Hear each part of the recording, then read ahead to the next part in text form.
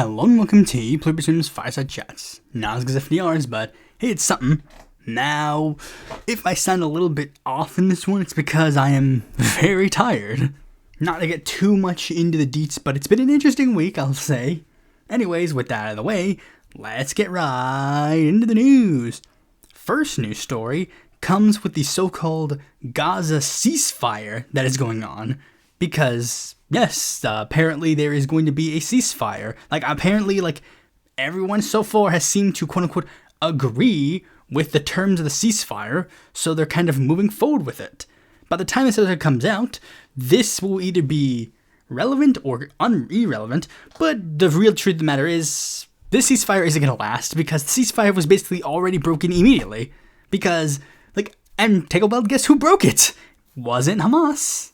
Apparently, Hamas did violate technically one thing of the ceasefire, because one of the big things they said was because if you remember the last news story, the last time I talked about this, I said it was one of the big things they said was you gotta demilitarize and you gotta leave. Hamas basically said they agree to giving control of the Gaza Strip to a Palestinian, I was gonna say a Palestinian authority, but I don't know, but that's a little bit too on the nose, because it's probably not the Palestinian Authority that they're going to give it to give it to. But one of the other, they basically said that they won't be giving up their weapons, which they have no reason to do that, because but one of the thing that got me, paying attention a lot was basically how Israel immediately violated the ceasefire by, because this is the thing that apparently, here's what happened. Apparently, they were able to, basically, instead of doing the whole thing where it's okay, so, you gotta give up all your hostages first, and then we'll give up some of, and then we'll start giving up our prisoners. Apparently, they were able to do a thing where it's in a show of good faith, Israel does have to give away some people back to the Palestinians first, to at the very least at the start, so that they can both start kind of be not to, make this into, a theatrical thing, but, you know how, two characters in a movie might make a deal and it'll be give me this. No, you give me this first. And then they both, slowly inch towards each other so that they can give each other the thing so that they know, this other person isn't screwing them over. It's basically that. But there was one interesting thing that happened, because apparently either Donald Trump is way more nice to the Palestinians than people realize, or he's just super stupid. Because apparently one of the people that was slated to be given away in this release deal was Marwan Barghouti. And for those who don't know who Marwan Barghouti is, although I'm going to take a look and say a lot of you probably knew him more than me, but basically he is a prominent member of I guess he was technically a member of Fatah at the time. I guess he's still kind of, basically he's a prominent Palestinian politician from Fatah, and he basically led an opposition faction to the current Palestinian Authority leader, and he ran for president in 2005, the last election, and basically around that same time he was when the second intifada started, and then magically, despite the fact that Marwan Barghouti was a member of Fatah, the peaceful secular party, remember that, the peaceful secular party, despite the fact that he was a member of that party, Israel arrested him and then said he is in fact a evil terrorist. And they refused to release him in this deal, even though it was okay. Literally, it was okayed by the United States. They saw his name on the paper, and they signed approval of it. Yes, he'll be part of the prisoner exchange. But Israel immediately said, nope, we're not going to do that. It's okay, great. The ceasefire's broken then. It's broken. That's the thing. It's broken. And then also, apparently, I don't know, I didn't verify this, but people were saying literally as the ceasefire literally just started, Israel was still bombing people, so it's how true were they with the ceasefire? Again, Israel's always the one who's breaking the ceasefire. And then people realized the more obvious reason why they won't let because they've been screwing over Barghouti for a while. And Barghouti is basically Barghouti is one of the guys that they've been really, really, really trying to get back. Hamas literally says they want him back. I think one of the earliest things in this thing was they agree they will do certain things for Israel, but only if they release Barghouti and two other prominent Palestinian figures. One of them from Hamas, and another one was from the PFLP. And of course, Barghouti. They're basically you give those back to us, and then we'll give you some of your hostages back or whatever. And one of the big things that people really point out is the fact that there was apparently a poll that was conducted not that long ago where Marwan Barghouti was basically leading in the polls for the presidency of Palestine, assuming they have a presidential election. So it's very much likely like this guy is going to be kind of the figurehead that most Palestinians will unite under should he actually be able to like be around. But another big problem is that for a while Israel has literally been like Israel, like they had him in prison for BS reasons, but he was a prisoner, so of course people could go visit him. But then after October 7th of 2023, magically they're like, oh, you can't come here no more. It's like, wait, hold on. Why do you not want us to come here? And it's like, that's a little bit interesting. But anyways, there's not much for me to say on that. I don't know if they will keep with the ceasefire. And even then, like some people were like trying to do like a meme thing where it's like, haha, isn't it funny that you guys have to like praise Trump now because he freed Palestine? It's like, he didn't free Palestine. Literally, this is just a ceasefire. A ceasefire is literally just like the first step in the process. Biden initiated a ceasefire during his presidency too. And so what? Who cares? He didn't initiate a permanent ceasefire. Like when we say ceasefire now, we mean like a long-standing ceasefire. Like no more fighting. Basically, it's like if you consider what is happening there a war, we want it to end essentially. Speaking of ending, another thing has ended, and that is the presidency of President Boliarte, President Dina Boliarte Segara, who is currently the president of. Well, I mean, I guess she's not currently the president of Peru no more. She was unanimously voted to be kicked out of the presidency. And apparently, according to this, the reason why they all voted nay was because the idea is that what would happen is like basically like the process like for an impeachment is like basically like, you know, they bring him in, you got to defend yourself, and then afterwards, you know, whatever. But apparently, she didn't show up to the meeting where she was supposed to defend herself from the impeachment. So then all of them basically said, okay, if she's not even going to defend herself, then be gone. And Peru is currently on its path to get its 7th president in 7 years. Like, yeah. A quick rundown is basically Pedro Pablo, whatever his last name mispronounced. He was elected president of Peru in 2016. Then in 2018, he was impeached. His vice president, Martin Vizcarra, being chosen to be his replacement. Then, not really chosen, it was the, succession. And then he was impeached, and then the president of the Chamber of Deputies, or president of Congress, Manuel Merino, became the president in his stead. Protests against him were immense, so he decided to resign after nearly 5 days in the presidency. Then came Francisco Sagasti, who was the new president of the Congress, who succeeded him, and he made the bold decision to very abundantly state to everybody involved, hey, I am not interested I'm not interested in being president for a while. I am here purely as a transition president. I'm calling new elections, and we're getting those elections out of the way. And then those elections led to Pedro Castillo being elected. And then after a couple of years of his opposition, he was impeached a couple of times, and then when he was almost guaranteed to be removed from office, he tried to initiate a self-coup, and then after that led to a final impeachment to get him out, Dina Boliarte ended up becoming the new president because she was the vice president at the time.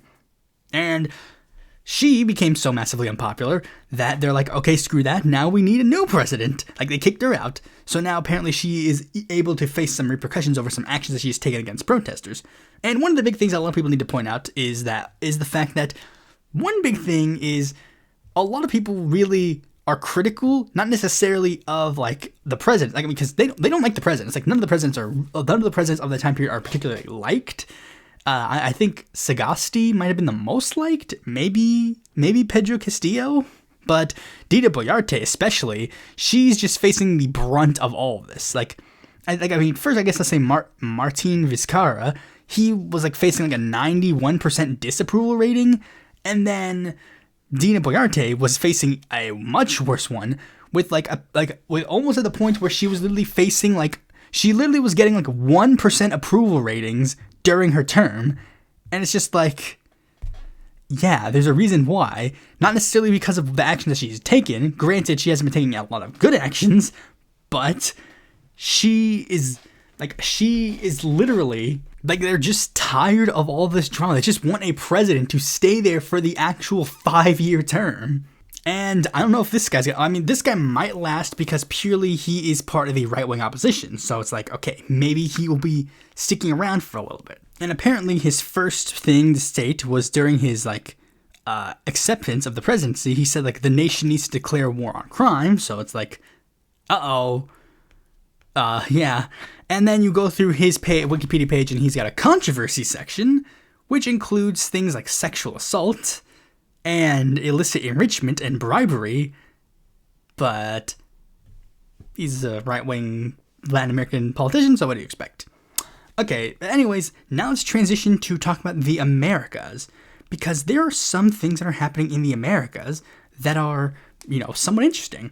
The first thing is a little-known story, but also not a little-known story, and I guess I'll explain why when I get into it. And it is the fact that Afton Ben has won the Democratic nomination in the Tennessee 7th Congressional District special election. Now, why do I bring this up? Because, I haven't talked about a lot of the special elections. I've talked about a couple of them, I think, the most recent ones. But I haven't really, talked a lot about a lot of them. But, this one I think is somewhat notable for a couple of reasons. And if you've, basically, first one, she's a DSA member. That's pretty cool. But the bigger thing, especially, was because you gotta think about it. Wait, she's a DSA member, so she's pro-Palestinian. And it's yeah, she is.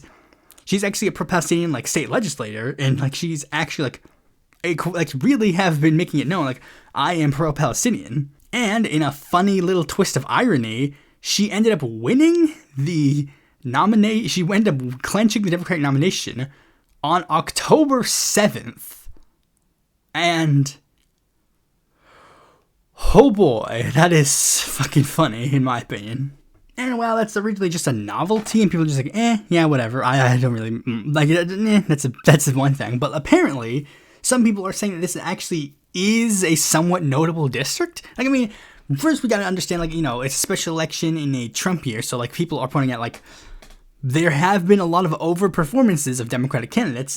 Josh Wheel, if you remember, he overperformed despite the fact that he was a super pro-Palestinian left-wing candidate. Pretty impressive. And she's a pro-Palestinian left-wing candidate. Pretty impressive. But apparently the rating of this district has changed from safe to likely. I don't know how much that is. I don't know how relevant of it. I don't know if that's a bigger shift or if a smaller shift. But yeah, that's very interesting. And some of these electoral performances might be why some of this really bad news is happening. Because I just gotta say it again. A thing that I predicted was going to happen in 2024 is exactly what is happening now. I literally said I don't think that there will be 2026 elections, and sure enough, it seems that there is at least some things to possibly indicate that future elections are not going to be as safe. And we've seen a couple of news stories I've talked about in the past. I guess the big one is, of course, related to this. First one is gerrymandering. And it turns out that there's a Supreme Court hearing. There's a Supreme Court ruling that just happened, or is currently happening. And one of the things that has been they're currently re-looking at Louisiana v. Callius, which is a case that has a lot of implications for the Voting Rights Act. And the voting rights groups at the time are at this point are literally saying hey, one of the things they're talking about is Section 2, and Section 2 of the Voting Rights Act explicitly bans racial gerrymander. You can partisan gerrymander, but you can't racially gerrymander. But there's of course, a little bit of an overlap between the two, which is why you'll occasionally get a state draw a seat, and they'll be hey, hold on a second, and then they'll have to redraw that seat because okay, you drew that seat a little too based on racial and not based on partisan. And they're again hearing this out, and if they hear this out and it goes the way that the Trump and all the other Republicans wanted to, the Republicans are going to possibly try and gerrymander 19 congressional seats. Wow. Just wow. Again, it's just so blatant. It's so blatant. It's honestly just so surprising that it's just so blatant at this point. And again, I knew this. That's why I, as a far left radical commie or whatever you want to call me, decided to bite my tongue and vote for Kamala Harris. Because I was literally just look, she sucks, yes, and we can deal with that how we deal with that. But again, things are going to go bad.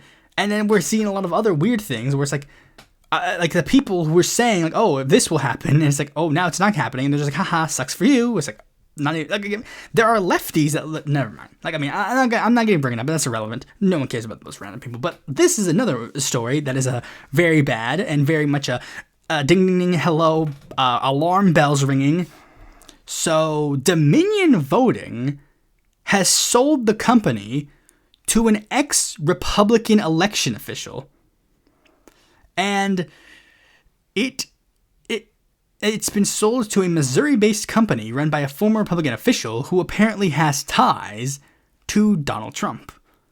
And the big thing everybody's pointing out is that this will effectively give this obviously biased person control over the ballot and election results in 27 states. And I think literally one of the first things that happened when Dominion was bought was that their new their website led to a link where it led to a picture or led to a text thing, and it said "Dear American citizens, thank you for blah blah blah blah blah. We're here to fix the election system. We're gonna make some changes and we're gonna help things out." It's yeah, they're just trying to rig, but yeah, they're just very clearly trying to rig next elections. Just wow, it's just so blatant. I mean, I just gotta be real. I just gotta say this. I just gotta be real. It says, literally, if Democrats don't fucking win a fucking supermajority in the next election, I think it's over. I really do think it's over. I mean, I gotta be real. I guess this is relevant to a fucking possible podcast I'm making in the future, where it's gonna talk about the issue of nihilism, and it's really hard to not be a nihilist or not to be, I guess, at least somewhat doomeristic. Not even doomeristic, because doomeristic and nihilism aren't necessarily the same thing, which we'll get into when we get into that in a future video. But yeah, it's just again, seems so super blatant, and these things are just getting away with because it's just nobody's policing. Nobody's fucking policing him. That's the thing. Nobody's holding him accountable because the opposition party is fucking limp dick idiots, and there's really not much for me to say because it's just so blatant. And oh well. Anyways, let's move on to a story that's at least somewhat interesting. Not necessarily interesting, but I guess just relevant to an extent. And it's about AI and copyright. So something that will get my mind off of that news story. Suno is urging the courts to throw out the record label's stream ripping allegations. So, generative AI music platform Suno has asked a federal judge to throw out allegations made by major record companies that it illegally stream ripped YouTube videos to train its AI. In a filing with a federal court on Friday, October 3rd, lawyers for Suno said that the latest addition on the record company's copyright infringement lawsuit is a gambit to try and evade application of the fair use doctrine to Suno's technology development process. Record labels owned by Sony Music, Universal Music Group, Warner Music Group are suing Suno for mass infringement of copyright, alleging the AI startup uses copyrighted recordings without the permission to train its AI. Suno has defended itself by arguing that it uses copyrighted music to train AI as fair use under U.S. law, something that a few federal courts have recently agreed with, though other federal courts have rejected the idea. And the fact that there are any courts that agree with them are fucking stupid. No, guys, this is the thing I fucking hate about these AI companies. And this probably should be a video that I should make at one point, but it's the fact of the matter is, these AI companies are just lying. They're not making anything fair use. It's not fair use. None of the things that they are doing are fair use. What they're doing is 100% copyright infringement. And it's if you want to change, if you want to just, that's the thing. It's why I made my why copyright is worthless video in the first place. Because I was sick and tired of people using the term fair use as if it's a get out of jail free card when it comes to copyright infringement. It's not. Fair use is an actual literal legal doctrine that we can read right here. I have it on the official copyright page. Let's read them. Purpose and character of the use, including whether the use is of a commercial nature or is for non-profit educational purposes. Nature of the copyrighted work. Amount and substantiality of the portion used in relation to copyrighted work as a whole. Effect of the work, of the use of the potential market value or value of the copyrighted work. So again, let's just go over it bit by bit. Suno is taking non-educational songs, putting it in its AI to train its AI. That breaks rule number 1. Nature of the copyrighted work. It takes the analysis of the degree to which the work that was used relates to the copyright's purpose and encouraging creative expression. Again, they're taking it in the sense of like, they're taking the use and making, again, it's not it's basically a restatement of like the first one, like education versus like creativity. Unless Suno plans to be an educational tool, then no, it's not fair use. And the original songs were not educated at, like, I mean, it's more of like it's more of like the first rule is what does this specific work do, and the second rule is more what was the previous work. For example, like rule number 1 is, are you making an educational video of this thing? And then rule number 2 was, well, was the original thing that you're making it of for profit or for education? That's the slight difference. 3, amount and substantiability of the portion used in relation to the copyrighted work as a whole. They're ripping entire songs, ergo, they're taking all of it.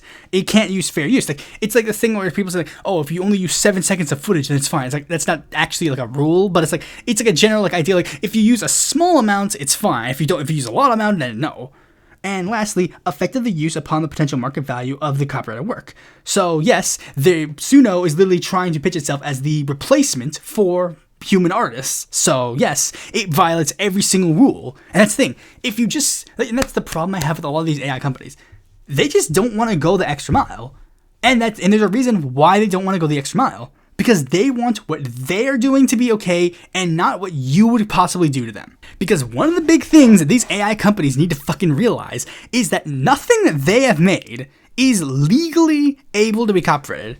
Not a one. None of the songs that they make with Suno, none of the images they make with like the fucking like, what's fucking called? I don't know what it's called. Stable Diffusion? Like, yeah, it's Stable Diffusion. None of the stuff that you make with with AI generate stuff can be legally copyrighted. If it was made using AI, then it is not copyrighted. Like, we covered like a case earlier in the year or like late last year where it's like they agreed there was like a slight, like, if you use it as like an AI touch, like if it's like 99% you but like use a 1% AI, then that's one thing. But it's like, no, these guys are creating like a little just like, hey, make song of Sonic the Hedgehog eating poo poo, and then it's like that is what they make. That is not copyrighted because that entire song was made with AI. But again, like, they only, like, that's why they keep saying, like it's like the same thing with like fucking like that fucking loser, Sam, what's his name? The guy who made ChatGPT, I forget his name, but like he literally was like, oh, we can steal all of these books to train our AI, but when the Chinese AI company wants to steal from us, oh, that's a bridge too far. It's like, no, that's not how it works. Either that's okay or it's not. You can't have it both ways. You can't have it so that you stealing is okay and them stealing isn't. That's not how it works. Either it's all okay or it's not okay. And that's why they keep trying to get Trump to be like, hey Trump, can you like remember I covered all these news stories previously, but like there was a news story where like the head of the copyright office was literally told them like, hey, you can't copyright AI works. And then Donald Trump fired her and then tried to replace her. And I think they had to force her to go back into their job. But it's like, the point is, again, they're literally just making it so that they're trying to make it so that they can legally commit copyright infringement, but you can't. And like, I mean, you know me. Like, I mean, you've seen like my fucking like latest couple of videos. I made like the thing where it's like I said, like, I don't care if Nostalgia Critic was copyright infringement or not. I literally made a video where I literally said like, hey, if it wasn't for copyright infringement, we wouldn't have the entire horror genre. So you know I'm not saying this in the sense of like, oh, I gotta defend the copyright system. But I'm saying this in the sense like, you can't have it both ways. Just go the extra mile. Stop saying, oh, we're in favor of fair use. You're not. You're not in favor of fair use. You're in favor of copyright infringement. Just say that. Just say it. Like when fucking like Jack Dorsey just said abolish all IP laws. It's like, at least he's being consistent in what he fucking wants. Like, not like all these other like fucking like, because again, like they just want to make it so that what they do is okay and what you do isn't. Anyways, with that out of the way, let's move on to the main topic of this video. Now, this is going to be a slightly interesting topic if you know anything about how the Irish presidency works. If you do, then you're thinking one thing. Isn't the presidency of Ireland more of a ceremonial position that has very little power? I mean, it kind of has power in a sense, but like, it's not really like it's not like a prime minister like election where it's like we're electing like the full like government or whatever. It's not like the presidency of the United States or whatever. Yes, that is true. So why am I covering it, you may ask? I needed a slot to fill. I'm having some trouble finding podcast ideas, so I've got some slots to fill. Don't worry, I'm able to still have enough ideas for like other ideas, but like sometimes it's just like when you gotta think of like a new topic every week. Sometimes it's just like, that's why I used to do a lot of political quizzes. But even then, like the political quizzes I have now, they fucking suck. I don't like them. They're all stupid. I did all the good ones, so now they're gone. And I was kind of scrambling. I did think about like possibly, I did like kind of like think about it a little bit, but like I also do know a decent bit about Irish politics.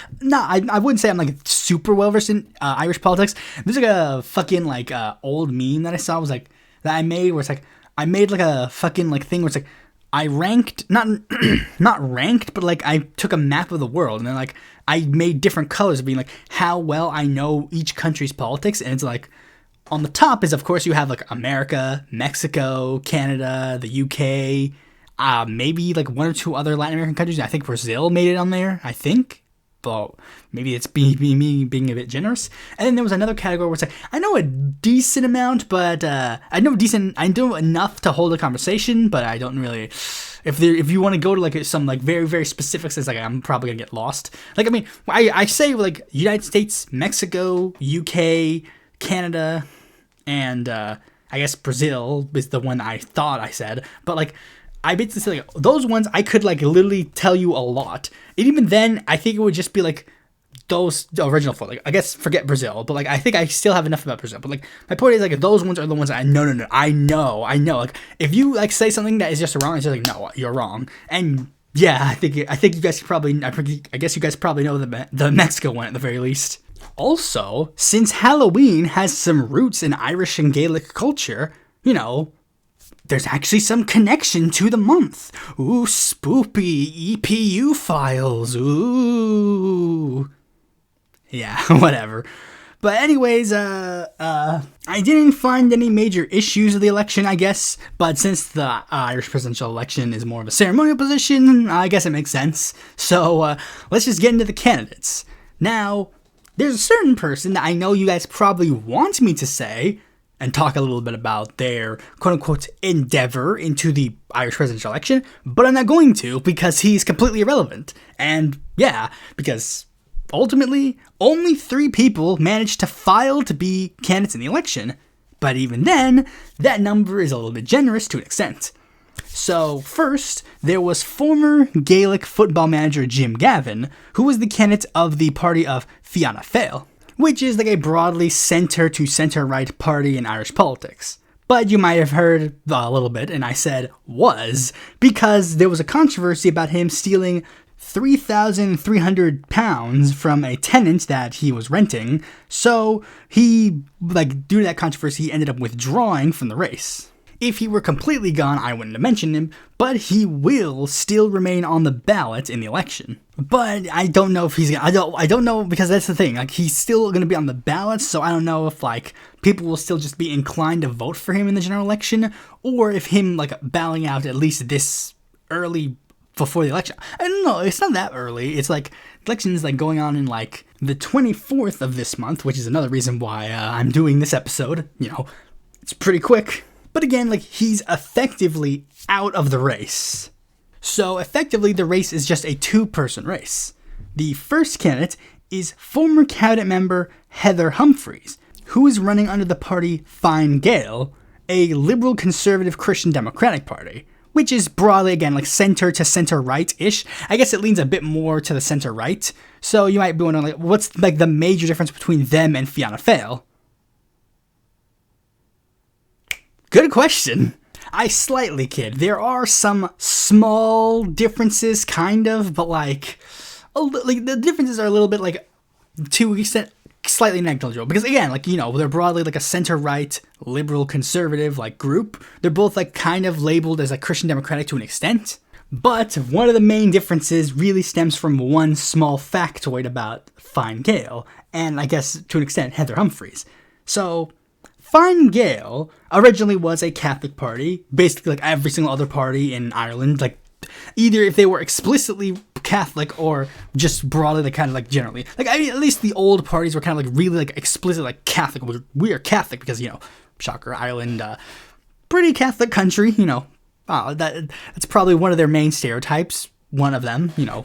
We all know the other one. But the thing is, Fine Gael, even though it was to an extent a Catholic party at one point, now it has kind of shifted to be a bit more of like just a broadly like Christian party. And that is specifically so that it could become sort of the vehicle for Irish Protestants. And if you know anything about Ireland, you already know there's a little bit of problems there, but for those who don't know, let's not spoil the surprise. We're going to get into that a little bit later in the episode.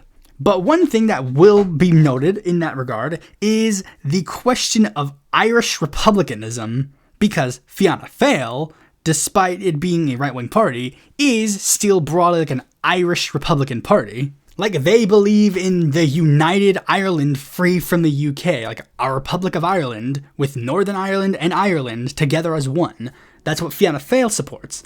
Fine Gael technically to an extent supports it too. Their official party name, at least in their charter, was Fine Gael United Ireland. So yeah, they're at least pushing the idea like they are to an extent, like quote unquote, like yeah, we're United Ireland, we're like Irish Republican, yeah, cool, based. But their Protestant roots, and the fact that the party was founded, not necessarily like to be like, they weren't necessarily like opposed to Irish unification or Irish like they weren't necessarily opposed to that necessarily, but they were opposed to like forcing it. Like, Fianna Fáil has moderated a little bit to an extent so that they're a bit more, quote-unquote, cautious in their policy, and Fine Gael has, I guess, shifted from, like, a harder, like, opposition, not necessarily, again, I'm trying to, like, be, like, is it not necessarily opposition, but, like, the point is, like, yeah, of the three major parties in Ireland, Fine Gael is the one that is probably considered the least in favor of Irish republicanism. And last, but certainly not least, we have the candidate of Catherine Connolly, who is an independent parliamentarian who is running this campaign, again, as an independent. But she's managed to rack up quite a bit of endorsements in this election. She's got the endorsements of the parties of 100% Redress, a small political party focused on fixing the bricks that the Irish use, the Green Party, an environmentalist party, the People Before Profit Solidarity Coalition, which is a coalition of two Trotskyist parties, the de facto far left in Ireland, the Social Democrats, a social democratic party, but in the sort of like sock and globe Twitter type of social democracy, the Labour Party, no relation to the UK Labour Party, but is similar to that in sort of an ideological sense, like that style of like social democracy, soft left. And last, but certainly not least, Sinn Féin, the left-wing Irish nationalist Irish Republican Party, i.e. the one that I was paying attention to see what they would do. Like literally, they were the ones that everybody was waiting on. I mean, basically, here's what happened. Like, basically, started out with, like, I think the Social Democrats supported Catherine Connolly first, which was, like, my first, like, I was like, okay, wait, hold on. They were the ones who first endorsed her? That's a bit, suspect. But then all the rest of the left-wing party started, like, slowly jumping out. I think immediately after the Social Democrats, I think it was Labour, and then it was the People Before Profit, and I'm like, okay, wait, if the PBP are the ones endorsing you, then maybe there's at least a little bit of, like, okay, maybe I could keep my eye on you. But I was really waiting on Sinn Féin. Like, I think most people like in the West who would be at least somewhat, like, I guess to be LARPy in this sort of issue would probably be supportive of, like, what does Sinn Féin do? If they say she's good, then I'm with her. If they say she's bad, I'm not with her. Which is, like, funny because, like, Michael Higgins, the current president of Ireland, he didn't get the endorsement of Sinn Féin, but he's actually pretty fine. Like, I guess he's technically not the quote-unquote best. I don't know. Again, since the presidency of Ireland is more of a ceremonial position, it's like I guess really his job is to, like, give good speeches, and I guess if that's the case, he succeeds. He does give good speeches, and speeches that I even think are good and, like, actually good policy wise. So yeah, it's not necessarily saying that wouldn't have been the case. Like, if she end up winning without Sinn Féin support, then she probably would have been a good president too. But, like, my point is, I was waiting to see what Sinn Féin was doing, especially considering Sinn Féin really actually was thinking about it. Like, I mean, if they endorsed her immediately, I think people would just be like, oh yeah, she's cool. But the fact that they waited was kind of like, okay, hold on, what's up? But it just seems like Sinn Féin just wanted to, like, keep building their electoral base, and that was their only problem. And they're just having a little bit of trouble at the moment. Like, finally formalizing a political base, because I think, if I remember correctly, let me look at Sinn Féin. Is not that they're necessarily doing a bad per se, it's just that they're not doing as well as people think they, quote unquote, I guess, should be doing. Like, they originally had like a statistical tie with Fianna Fáil, but then now they have like a Fianna Fáil has a decent number of seats ahead of them, so it's like, okay, what's up? Sinn Féin, like, it's a similar thing with the Scottish Democratic, like the Scottish National Party, where it's like they were seen as like a big primary forces because of their whole like independence and like nationalistic fervor, but now there's some people that are like, okay, maybe this like fervor is kind of dying out. And another reason why I wanted to do this was because another reason why I wanted to cover this election was because of the fact that I originally wanted to cover, because originally the Irish like actual election was scheduled to happen this year, and it was scheduled to happen in May, and the perfect opportunity happened. The most beautiful, perfect opportunity happened where it was like, hey, it's happening at the end of like, I think May. Yeah, it was like it happened at the end of May, and I'm like, wait, so Monday is St. Patrick's Day. So I literally was going to cover Ireland on St. Patrick's Day. But I guess another reason why Sinn Féin really ultimately did decide to go and support Connolly is because Connolly is pitching herself, especially among the two candidates, the most in favor of Irish independence. So it's like, or like Irish reunification, like that. Like one of the big things that she ran, like one of her sites, like the site of her campaign literally says like one of the things that is the most important to her is the Irish language. And that led to a lot of controversy because she tried to, like, there was going to be a presidential debate, and like they scheduled like 4 presidential debates, and then Catherine Connolly was mad because none of the debates were going to be held in Irish. They were all going to be held in English, which is just a broader extension of like the broader issues in regards to like Ireland and the UK and like England. And yeah, we'll get to that again in a bit. Let's go over some other events of the campaign. Okay, so first we're going to say, like, since Connolly was the first candidate to announce, she ended up with an early advantage. You know, she ended up like running a pretty she ended up getting like her message out there very quick because of the fact that she was like, you know, she was the first to announce. But this has also led to some issues to come out early, like giving them more time to dig up some roots and like background about her led to some people to like start looking at some like suspicious, quote unquote, associations. The biggest one that got people's attention was her associations with Mick Wallace and Catherine Daly. Now, if you don't know the names, you probably know their images. Like, I mean, Catherine Daly and Mick Wallace are like 2 prominent, like, independent Irish politicians. You'll probably know Mick Wallace just by looking at him. Like, I mean, again, you can look it up, but I'm gonna try and put a picture of Mick Wallace in here. Like, and if not, I'll just describe him, and you'll be like, oh wait, I know this guy, because there's a good chance you probably know him. It's like, he's like the politician with like a white messed up hair, usually pictured wearing like casual clothes. The one that I associate with him with is like a pink shirt. But like, yeah, and those 2 are pretty prominent because they are like pretty left wing. Like, not even just like left wing. I would even say they give like I don't even know if this is true, but I'm just gonna say in my mind I picture them giving the People Before Profit and Solidarity. I picture them putting that party to shame because they just like some of the most openly, like, I guess it's also because they're in part of the European Parliament, which is like a bit more, not necessarily ceremonial, but like more of a place to give speeches. So like, yeah, they give like a lot of speeches. I think one of Mick Wallace's big things, I don't know if Daly also says this, but like Mick Wallace, I think I remember there's a quote I read of him like when doing research for this episode, was like, where he specifically was like, I'm combating the anti-Russian, anti-China like hate in the West. And it's like, you all understand why that's like considered slightly controversial to some. And the thing that got the most people's attention in that regard was a 2018 trip that Catherine Connolly made with those 2 to Syria, where people were like, why you do this? Why would you do this? You were legitimizing Assad, and even going so far as to point out the fact that she at that meeting, and then when she got back to Ireland, said, hey, we should push for the world to lift all the sanctions on Syria and Assad. And while that's a big thing, I'm pretty sure some people will hear that. I'm like, oh, that's very, scary. I say, dude, she hangs out with Mick Wallace.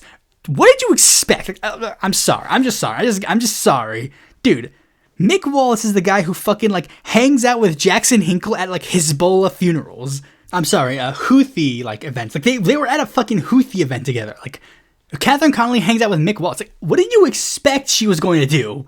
I'm sorry, I just gotta be real. I don't know if I'm just, like too desensitized to it at this point, but it's like, yeah, what did you expect? Another so-called controversy that arose with Connolly came from the fact that in 2018, she hired someone who had been arrested for owning firearms without permission. Because Ireland, like most other European countries, they're like a bit more strict when it comes to firearms. But the thing is, like there was like a slight controversy because like I think like the firearms had to be bought illegally because I think one of them was like used in a crime, not by this person. They just bought the firearm, and the thing is like. While they had served their sentence was done, there was like a specific piece of paper they had to sign or something like that. They had to get like a specific clearance to work for the government. And, you know, they're like, she didn't get that thing. Like, they didn't get, like, the person who did this didn't follow that rule. So we don't know, or at least they were like, oh, we don't know if they followed that rule or not. But the thing is, Connolly responded to this accusation and this, like, controversy with a very simple, like, hey, I mean, this person served their sentence, and I believe in rehabilitation, so I don't see a major issue in this. And it's like, yeah, I mean, like, she's not like a tough on crime politician, so it's like, yeah, why would she be opposed to this? I guess I'm gonna take a while, I guess, and say that Connolly's probably just like at least somewhat vocally in favor of some form of gun control, so like, I guess that was like the gotcha that they were gonna do, but doesn't really work out. And the last major controversy that happened that actually had like a little bit of meat when I read about it, it was like a little bit of meat, but I'll get into it. And it was the fact that in the 2018 presidential election, Catherine Connolly signed the nomination papers for a journalist named Jenna O'Doherty, who was running a presidential campaign.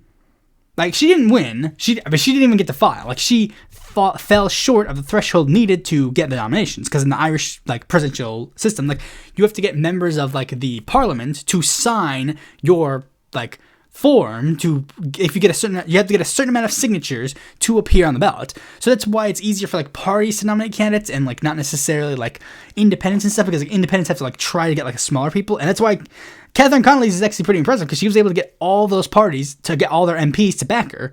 Now, the one problem with her nominating Gemma O'Doherty is the fact that Gemma is a far-right conspiracy theorist who would push for these far-right conspiracy theories after beginning her formal career in politics.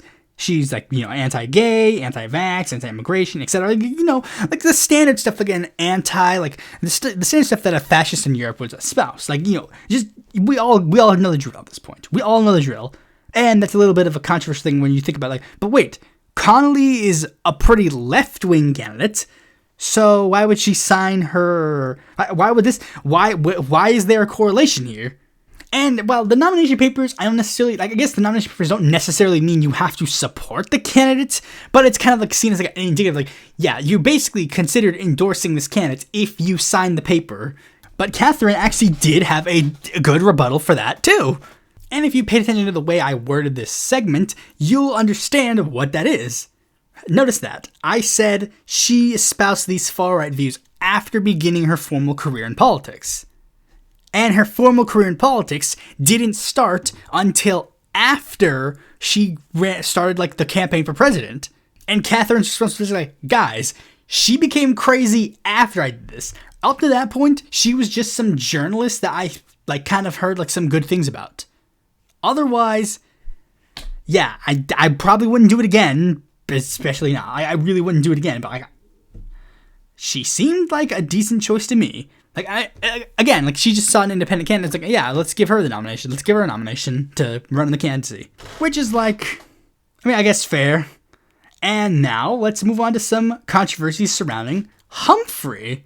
And it all ties back to Fine Gael and her Protestantism.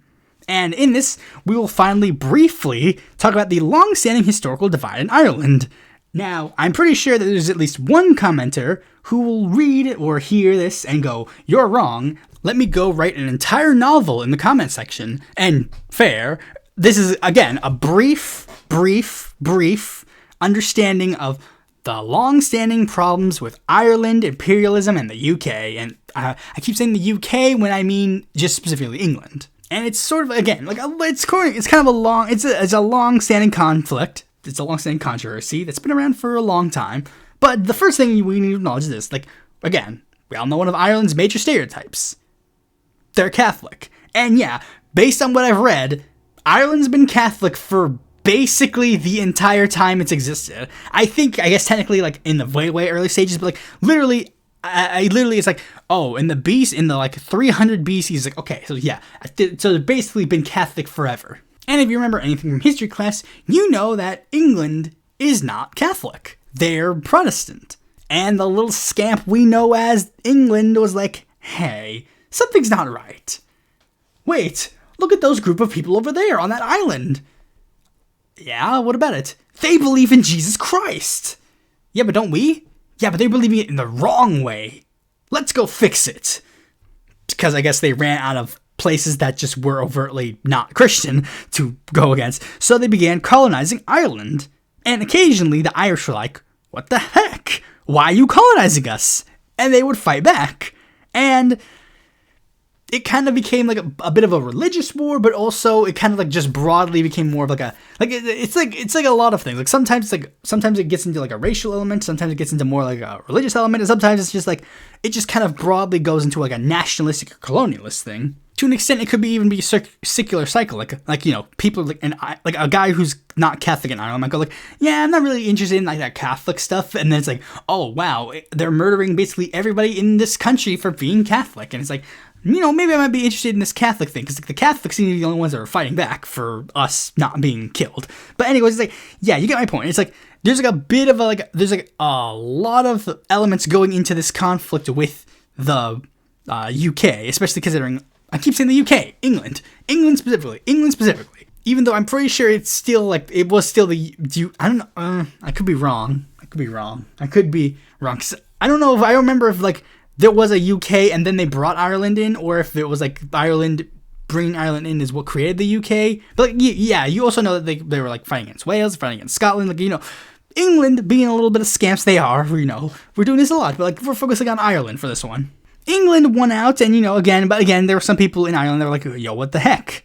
Especially when they're like trying to force Protestantism down the throat. It's like, no, we're not going to do that. So again, more conflict arose. Eventually, it got too much for England that they had to actually try and do some half measures to try and fix the problem. Because I guess this happened after the whole United States thing, so it was like, they're like, we have to actually do something to address their concerns, or else things are not going to go good for us.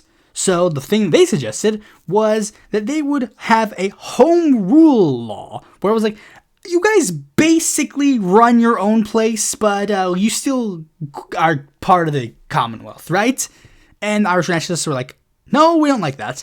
And it's like, okay, fine, I guess the British loyalists will have to, and the British loyalists didn't like that either. It's like, neither of them liked it, because the Irish nationalists, of course, were like, no, we want out.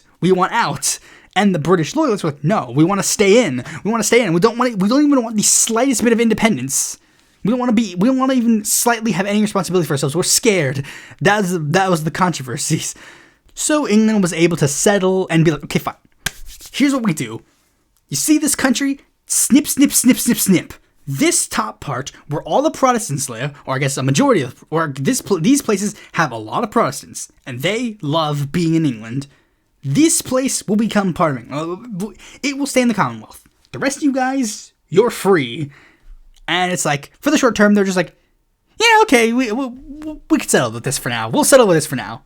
And, you know, some, you know, members of the IRA, the Irish Republican Army, I think it was their Irish Republican Army, but like, yeah, so a couple of them were like, yeah, we're fine. But a couple of them were just like, yeah, but those northern parts, you know, I'm just saying. And the Northern Irish, particularly the Protestants, were like, they were like still being a little bit cringe, and they were not treating Catholics in the nicest way. Because again, like, there's still some elements of religious tensions in there.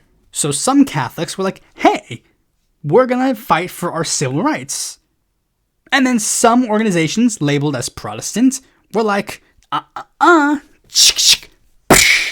and they started physically abusing Catholics in their quote-unquote nation. Because again, this is the thing about Northern Ireland, it's a little bit weird. Like, some people consider it a province of the UK, some people consider it a province of Ireland, some people consider its own independent nation. It's basically everything and nothing. Now, these Protestant, radical Protestant groups, were saying, the reason why we're doing this is that we're basically trying to prevent the IRA from coming back, because it's coming back soon enough. And yeah, well, there might have been, a couple of people in the IRA that were still fighting, for a united Ireland, but, broadly, a majority of the IRA were done. They're like, we got basically a lot of the country. Let's just try to build this up first before we start thinking about anything else. But again, that was the claim. In action, they just started murdering random Catholics for no reason. And it turns out that was the stupidest thing they could have done, because a bunch of Catholics in Northern Ireland said, well, okay, fine then. And they formed a new IRA. And the Protestant radical groups were just like, that's the exact opposite of what we wanted.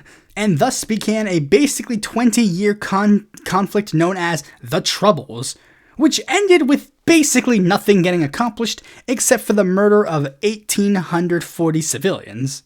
But what does this specifically have to do with this presidential race, and specifically Humphreys?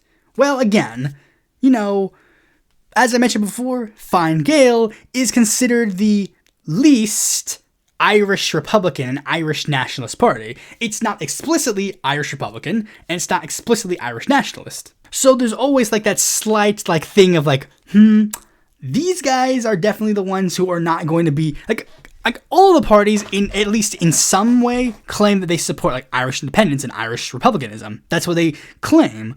But in practice, everybody's kind of generally concluded Fine Gael is the one who's definitely going to do the least, if anything. They're not going to push for Ireland to join the UK, but they're not going to push hard for Northern Ireland to join Ireland. Sinn Féin has the radical tradition of they will be the party that will always fight for that number one.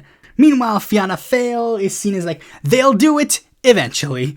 And Humphreys herself is a Protestant.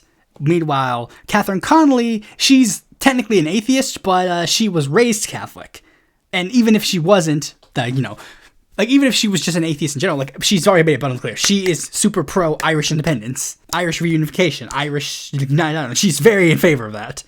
But now people are digging into Humphreys and kind of realizing, is she even they're seeing is she even really that much of is she even is even the quote unquote moderate position, not even moderate, but is even this low level that we give to Fine Gael, is this low level even the level that she is at? Because her husband was previously a member of a group called the Orange Order, an organization specifically made to unite the United Kingdom as a Protestant nation, particularly by bringing in places like Ireland. And them being in Northern Ireland, that's one thing, but being in Ireland proper, which again, she's running for the presidency of Ireland proper, it's no. And also, in the past, she has participated in things called Orange Marches, marches of members of the organization to basically bring attention to the cause. Again, in Northern Ireland, who cares? They support that, so it's yeah, whatever. They do that. But Ireland proper? No. And Humphrey's only defense is that she basically stopped after the Troubles.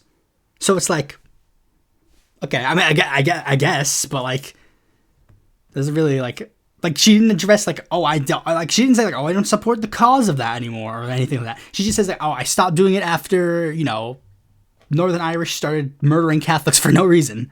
But anyways, let's move on to some polling. Now, polling is interesting because there haven't been that many polls conducted in this race. Now, the first thing I was going to mention is the fact that, originally, Humphreys isn't even the first option. I didn't mention that. There was originally someone else who was running, but she dropped out. So, ever since Humphreys became a candidate in the race, she originally, before the nominations closed, she was originally polling the highest. 19%, 21%, 19% again, 20%, 22%. But one of the big things that, again, the nominations were still there, so candidacies weren't necessarily defined yet. So, like, Jim Gavin didn't even appear in the polls until, like, partway through. And then second of all, there was, like, the question of McDonald, Mary Louise McDonald, who is the leader of Sinn Féin, who is basically the person who was considered, like, the one who would be the Sinn Féin candidate, had Sinn Féin ran a candidate. But that was the big thing. Now, McDonald is out, and afterwards, the race basically has completely shifted. So, here have been the 1, 2, 3, 4, 5, 6. There have been 6 polls conducted ever since that drop. So the first one is I'll just go over, like, first the ones regarding the first preference vote only. Like, the ones regarding, I guess I'll go over the ones before Gavin dropped out. I'm trying to, like, figure out the best way to do this. Okay, so I'm just going to go before Gavin dropped out, the first preference vote. The first preference vote before Gavin dropped out had Connolly with 32%, Humphreys with 23%, and 15% for Gavin. And then I guess I'll go to the second one, like the second preference transfers, because in Ireland, in the Irish presidential election, apparently you have the ability to transfer your votes. Like, if your candidate doesn't make it in the first round, you have the option to, like, transfer your votes to another candidate. And before Gavin dropped out, it was 45.7% for Connolly, 32.9% for Humphreys, and 21.4% for Gavin. And in the next round, like in the second round, it was 53 to Connolly and 47 to Humphreys. So it seems like there's, like, a little bit of a contention there, because it seems like the only way for that to happen would be, like, some people split the votes to go with the some split the votes to go for the Irish Republican vote, and some split for, like, the Conservative votes. And after the polling, after he dropped out, they did 2 other polls. So, like, first preference one, where it's, like, again, they just count all the candidates as they are. 36% for Connolly, 25% for Humphreys, and 12% for Gavin. And then for the second preference transfers, we have 49.3% for Connolly, 34.2% for Humphreys, and then 16.5% for Gavin. Eliminating him in the first round would be 55.7% for Connolly and 44.3% for Humphreys. So that actually addresses the thing I said earlier, because I guess I didn't check beforehand to see if they had a preference vote system like this. You know, generally it's assumed that these things don't happen, but yeah. So, like, I mean, she clearly wouldn't win the first round, but again, transfer, she would very clearly win after the transfer is done. So it seems that the race is a done deal. Like, I mean, basically ever since the left united behind Connolly, the race was basically a done deal. And yeah, if you were in Ireland, or if you're a Westerner who is interested in Ireland, Connolly is gonna be a pretty good choice to support in this election. And I mean, like, given the fact that Ireland is pretty left-leaning just in general, you know, it was kind of expected. I mean, again, Michael Higgins was basically like a left-wing independent as well, and he managed to win. So yeah, it was pretty much expected to an extent. But the one big thing that is actually very interesting is that apparently this race is kind of being seen as a test. And the test the test in question is the test about whether or not a possible united popular front in Ireland with the left-wing parties would be a good thing. And seems like it would be a pretty good idea, and should probably be something they look into in the future if they want to continue. I mean, again, they do have some issues with the election. Like, it seems like the left wing currently is having, like, despite the fact that Ireland is again perceived as like a pretty left wing country, at least somewhat, they are seemingly, like, facing some issues electorally. Anyways, that's pretty much all I gotta say on that. Hope Ireland is free one day. Thanks for watching this video. Be sure to like, comment, share, subscribe, and click the bell to notify when a future video of mine comes out. And if you need more content from me, consider supporting me on Patreon.